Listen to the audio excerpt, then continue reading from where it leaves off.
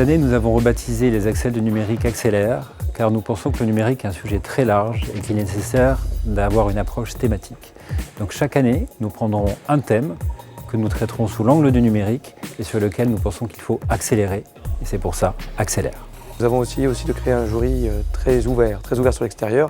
Ce n'est pas un jury uniquement composé de membres Accel, c'est un jury composé des personnalités importantes et diverses dans l'économie numérique et dans le sujet qui nous anime ce soir, à savoir l'emploi. Donc le thème choisi cette année par l'Accel n'était pas simple, assez peu d'ailleurs adressé jusque-là, celui de l'emploi et du chômage. Ce qu'on a pu remarquer, c'est que le sujet de l'emploi, qui est un sujet d'importance en France, qui est un sujet majeur, cristallise des dynamiques entrepreneuriales qui peuvent être elles-mêmes génératrices d'emplois. La création d'emplois, la transformation des emplois, voilà, c'est un sujet qui est une évidence pour nous. C'est effectivement la première fois que la région Île-de-France soutient l'association Accel. Et c'est vrai que la thématique nous a particulièrement intéressés, celle de la transformation numérique de toutes les entreprises. À la fois les PME, les grands groupes et pas que les startups. Très belle surprise sur le nombre de dossiers qu'on a reçus, sur la qualité de ces dossiers et sur l'ensemble des idées poussées. On s'aperçoit qu'il y a énormément d'idées. L'ensemble des dossiers qui ont été présentés, je pense, représentent d'une manière assez juste en fait, ce qui se passe aujourd'hui en France. On voit, je pense aussi dans les projets, de plus en plus de collaboration avec les grands groupes, d'initiatives aussi des grands groupes directement. Donc ça fait un panel et un mix d'innovation entre les grands groupes et les startups qui m'a semblé effectivement très intéressant cette année.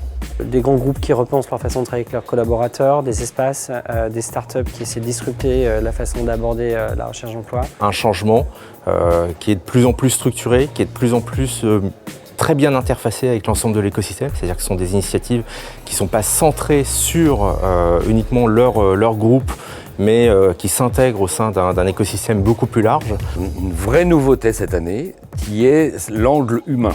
La transformation sous l'angle humain, ça permet de travailler le sujet du capital humain, mais aussi de la transformation de l'organisation du travail. Et on voit que tout ça va finalement rendre plus fluide la capacité à faire matcher l'offre et la demande en matière d'emploi. C'est une excellente nouvelle parce que souvent on dit que le numérique détruit de l'emploi et là on voit que le numérique est facilitateur pour lutter contre le chômage. En réalité, en France, il y a plein de gens qui réfléchissent en plein contexte de loi sur le travail sur justement la manière dont le numérique peut outiller cette transformation. Voilà, donc ce que je retiens en fait, c'est un bouillonnement d'innovation dans ce domaine et j'espère que ça finira par concrètement arriver pour changer le quotidien des gens qui cherchent du boulot ou qui travaillent.